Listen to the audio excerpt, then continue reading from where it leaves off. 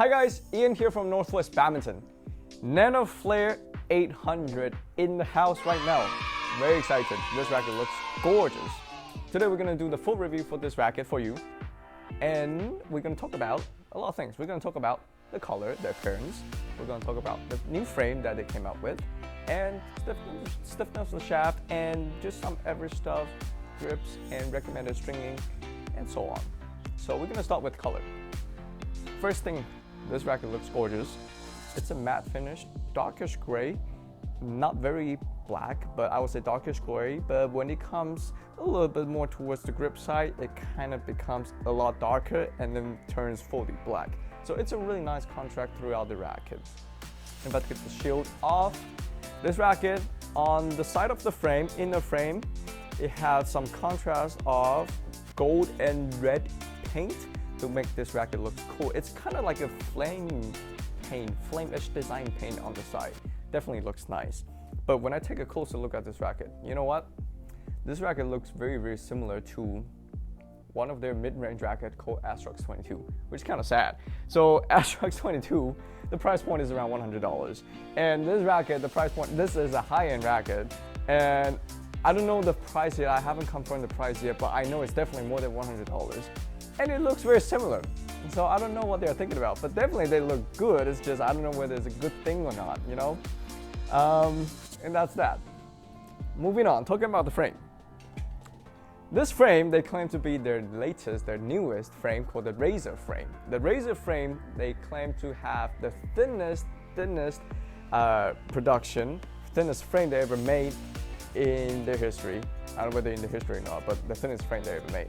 Let the air pass through a lot faster, get you a lot faster swing speed. But to be honest, when I hold it, when I touch it, when I take a look at it, it looks very similar to Nanoflare 800, which I don't think there's any improvement, but I can't say that until I play it. So based on the look right now, I don't think it's new. Probably just something for them to advertise. But definitely overall it looks great.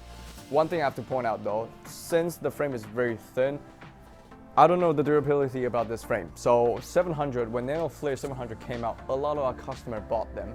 And then, because when you go play, sometimes, you know, things happen, you clash, you accidentally hit the shuttlecock on the side, the racket just broke, the racket just break. It's not very durable. For this racket, since it's so thin on the side, question marks, right? Hands down, I think it's not gonna be as durable as the approx series. So, something for you to consider when you buy a headlight racket. Stiffness. So the shaft, this is, by the way, this is the ultra slim shaft that it comes with this racket. Ultra slim shaft is not new to Yonex. They put it on a lot of their models, such as the legendary Z-Force 2 and so on. So this shaft is a stiff, definitely, I would say extra stiff, but I'll definitely say it's a stiffer feeling compared to the 700. It feels kind of similar to my approx 88. If you own an approx 88, you will know what I'm talking about. The 88, I would say 88S is not very stiff. It's okay, but definitely not aiming for beginners. So if you're a beginner who's looking for a headlight racket, definitely check out the Nanoflare 700. If you're an advanced player or intermediate player looking for a faster swinging speed racket, probably this is the one that you want to buy. So we'll find out. Today we're gonna put BG65 on this racket, 26 pounds, and we're gonna bring it down to the club. And big shout out to Seattle Badminton Club. Thank you for lending us your court for rackets review. And I will tell you what I think about this racket, whether you should go ahead and buy it when it first come out, you should consider it, or you should avoid it. Let's go.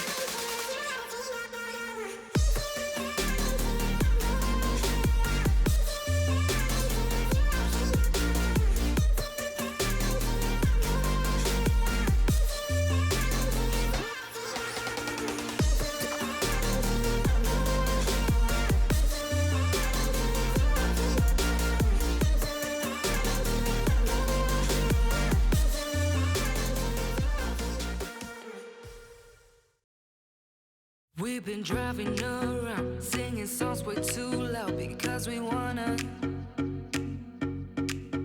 Picking up all our friends, fill up the car till it bends because we wanna.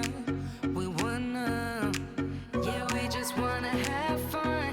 The trunk's full of wine. We're gonna stay up, have the time of our lives. The night is young, don't need anybody else. We came to party all night long, and we don't need no chaperone. We don't need nobody's attention, yeah, we just wanna dance on our own. We came to party all night long and sing along to every song.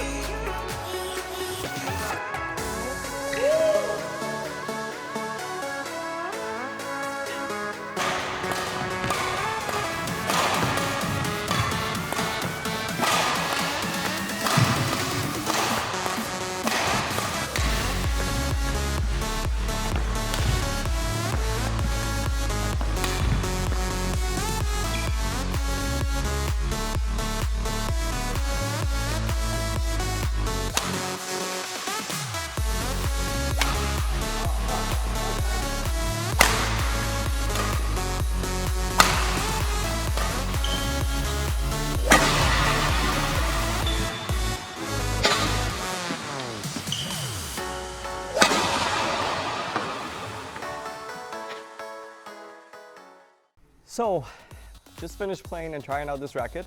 To be honest, I remember when I first saw this racket, I said I don't really like the coloring, but to be honest, it actually grows into you in some way. I had these rackets for like 2 or 3 days, and then at first, like I said, I feel like the coloring, it's nice, but I don't like the flare design in the shaft, but it actually grows into you. But anyway, reviews about this racket, definitely not friendly for beginners because the shaft is very, very stiff. But definitely for people who has a faster swing speed, definitely will enjoy this racket a lot. Now, first thing is I tried out clears. Clears wise, can't really feel any difference. I can tell that the racket is headlight balanced, definitely very fast, but for clears, not very big differences. But what I can tell you is I am very surprised of how responsive this racket is. The punch, the feedback from the shaft is just amazingly well produced by Yonex. Very well done.